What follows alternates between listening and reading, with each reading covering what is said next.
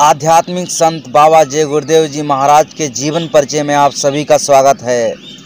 परम संत तुलसी जी महाराज, जिनको लोग बाबा जय गुरुदेव जी महाराज के नाम से जानते हैं, उनका जन्म भारत के उत्तर प्रदेश के एक छोटे से गांव में हुआ था। बचपन में ही माता पिता परलोक सिधार गए। बाबा जी के शब्दों में, मैं छोटा था, मुझे याद है कि मेरी माता जी ने मुझसे कहा था कि बेटे शादी मत करना, परमात्मा की प्राप्ति करना। मेरी ये दो बातें हमेशा याद रखना। माता जी स्मृतियों को साकार करते हुए बाबा जी ने बताया था कि मेरे पिताजी बुद्धिमान थे। मैंने बचपन में एक बार शरारतवश अपनी आंख में मदार का दूध डाल लिया था। पिताजी ने जब देखा तो मुझे उठाकर पोखर में डुबो दिया। लोगों ने समझा कि उन्होंने गुस्से में ऐसा किया, पर पोखर में डूबने से मेरी आंखों में से दूध निकल गया और मेरी आंख खराब होने से बच गई। ऐसे ही एक बार बाबा जय गुरुदेव जी भावुक हो उठे थे। उनके पास एक वृद्धा आई और रोकर कहने लगी कि मेरे बहू बेटे मुझे पूछते नहीं हैं, मुझे बड़ा कष्ट है। बाबा जी यह सुनकर दर्द से भर उठे थे और बोले कि जब मैं ये सुनता हूँ कि लोग अपने माँ बाप को पूछते नहीं हैं तो मुझे बड़ा धक्का लगता है। काश मेरे माँ बाप रहते तो मैं उनकी इतनी सेवा करता कि ज़रा भी तकलीफ़ ना होने देता। दुनिया में भी ये क्या है, जिसे माँ बाप की कमी हो जाती है वह उनके लिए तड़प उठता है, और जिसे माँ बाप का साया मिलता है वह उसे नकार कर अपनी दुनिया में खो जाता है। बाबा जी की सेवा भावना को देखने का मुझे सौभाग्य प्राप्त है। स्वामी जी महाराज के गुरु महाराज की धर्म पत्नी, जिन्हें सब लोग माता जी कहते थे, उनकी सेवा स्वामी जी ने की थी। जब माँ बेटे का प्रसंग छिड़ा तो एक बात और बताना आवश्यक हो गया है, जिनके ना बताने से एक महत्वपूर्ण प्रसंग अधूरा रह जाएगा। बाबा जी की एक वृद्धा नामदानी शिष्या थी, श्यामरथी बाई उर्फ जसोदा मैया। उन्होंने बाबा जी को पुत्र के रूप में माना था और अपने उपनाम के अनुसार बाबा जी उनके लिए कृष्ण यानी किशन थे। वो इसी नाम से उन्हें पुकारती थी। अपने अंतिम दिनों में वह चिरौली संत आश्रम नगर मथुरा में ही आकर रहने लगी थी। यह आश्रम बाबा जी के पुराने आश्रम के रूप में जाना जाता है। जब जसोदा मैया का शरीर छूटा था तो बाबा जी ने उनको कंधा दिया और मुखाग्नि दी। कुछ लोगों ने बाबा जी को नीति सिखाई कि यह ठीक नहीं है, आप एक साधु हैं, आप कंधा मत दीजिए। बाबा जी ने जवाब दिया कि उसने मुझे बेटा माना था, बेटा होने के नाते मेरा कर्तव्य है कि मैं अपनी माँ का कंधा दूं और मुखाग्नि दूं। सब नतमस्तक रह गए। यह सुनकर माँ के अंतिम वाक्य बाबा जी के लिए प्रेरणास्रोत बन चुके थे और वे अल्पायु में ही परमात्मा की खोज में निकल पड़े। जितने मजहब, धार्मिक संप्रदाय, साधु, महात्मा, पीर, फकीर, औलिया मिले, सबका दरवाज़ा खटखटाया। तरह तरह की छोटी बड़ी सेवाएं की, किस लिए कि कोई आन मिलावे मेरा प्रीतम प्यारा। परमात्मा की खोज और लगन में कब बचपन निकल गया, कब किशोरावस्था निकल गई, कब युवावस्था आ गई, होश ही नहीं रहा। पर खोज जारी रही। आखिर में निराशा होने लगी। मानव जीवन बेकार लगने लगा। जिंदगी भार बन गई। अंततः जब बाबा जी ने जिंदगी को अलविदा कहने की ठानी तो एक प्यार भरा हाथ उनके कंधे पर आ पड़ा और आवाज़ आई कि बस थोड़ी सी और खोज कर लो, मंजिल मिलने वाली है। फिर बाबा जी में एक प्रेरणा जाग उठी और फिर वे पूरे जोश के साथ में चल पड़े उस महापुरुष की तलाश में जो उन्हें प्रभु का दर्शन करा सके।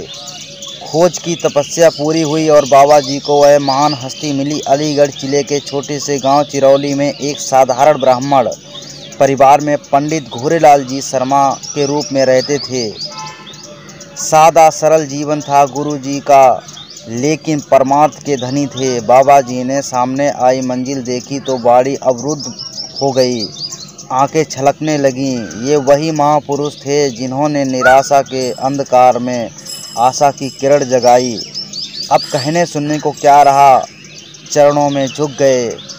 गुरु भी दुर्लभ, चेला दुर्लभ, बड़े भाग्य से मेल मिला। गुरु जी भाव विभोर थे। ऐसे शिष्य को देखकर और शिष्य वो धन्य हो गए जो गुरु को पा लिया। गुरु जी ने कहा कि अब तो मुझे बुला लिया ना। कश्मीर की पहाड़ी की चोटी से मौत को गले लगाने के लिए बाबा जी के कदम बढ़ने ही वाले थे कि यही महापुरुष वहां प्रकट हुए और कहा, चिंता मत कर, तुझे बुला लूँगा।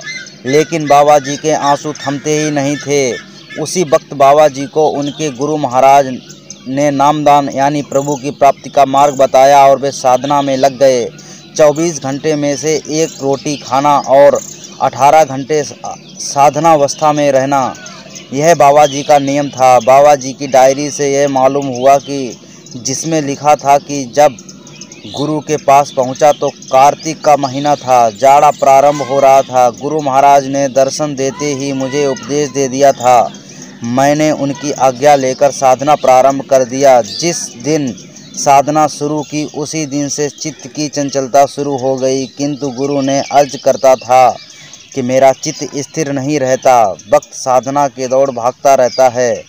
गुरु समझाते कि वक्त साधना के तुम हमारे रूप का दर्शन कर लिया करो, जब मन ना माने तो रोया करो। जब साधना में चित्त और इंद्रियां चलायमान होती हैं तब मैं गुरु के देह का स्वरूप का दर्शन किया करता था। जब गुरु का आकार सामने आता तब मन चित्त रुक जाता और मैं साधना में लग जाता।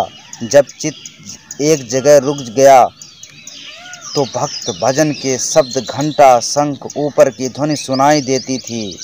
धुन सुनने से बहुत आनंद आता था। मालूम होता था कि मैं गर्मी से सर्दी में आ गया हूँ और यह सर्दी अधिक शीतलता देने वाली है। थोड़ी देर मन चित्त रुका कि भाग कर खड़ा हुआ। कभी कहता था कि तुम संसार का अनुभव नहीं किया है, इसका अनुभव कर लो। कभी कहता था कि तुम बगैर धन के कैसे रहोगे। फिर मैं सोचता था कि गुरु की कृपा होगी तो सब ठीक रहेगा। फिर समझा बुझाकर मैं भजन में लग जाता था। बाबा जी कभी चिरौली अलीगढ़ जाकर गुरु महाराज के पास रहते और सेवा साधन करते, फिर कभी कहीं दूर चले जाते और एकांत में साधन करते। एक प्रश्न के उत्तर में एक बार बाबा जी ने कहा कि गुरु महाराज के पास रहना खाड़े की धार के बराबर है, इसलिए मैं कभी कभी चिरौली से दूर जाकर भजन करता था ताकि गुरु के प्रति मेरे मन में प्यार दृढ़ होता रहे और गुरु की मर्यादा भंग ना हो। एक बार की बात है, मेरे पास एक धोती थी। मैं समझ नहीं पा रहा था कि कैसे नहाऊं और कैसे कपड़े बदलूं। मुझे स्वामी जी महाराज ने बुलाया और कहा कि बेटे, तेरी धोती इतनी गंदी क्यों है। मैंने दबी आवाज़ में कहा कि स्वामी जी, एक ही धोती है। यह सुनकर उन्होंने कहा कि इसके 2 टुकड़े कर लो, एक साफ कर और दूसरी पहन, गंदगी अच्छी नहीं है। यह सुनकर स्वामी जी ने मुझे पैसे दिए साबुन के लिए। मुझे बड़ी खुशी हुई कि मेरी समस्या सुलझ गई। मैंने समझ लिया कि गंदगी और है, एक कपड़े में भी साफ रहा जा सकता है। बाबा जी ने कहा कि हमारे गुरु महाराज बहुत ही सरल स्वभाव के थे और उनका गांव में बहुत ही अच्छा रुतबा था। वो सीधे स्वभाव के गाय रखते थे और अपना जीवन सीधे स्वभाव से जीते थे, मगर 7 लोग रोज़ आना जाना रहता था। ऐसे गुरु का मिलना दुर्लभ है, इसलिए जब भी ऐसे गुरु मिल जाएं तो उनकी शरण में रहो और उनके बताए हुए साधनों पे चलो, उनके बताए हुए रास्ते पे चलो और अपने जीवन को सफल बनाओ। ऐसे ही और भी वीडियो सुनने के लिए, देखने के लिए हमारे चैनल को सब्सक्राइब करके ऑल का घंटा बजा लें और हमारे साथ जुड़े रहें। धन्यवाद।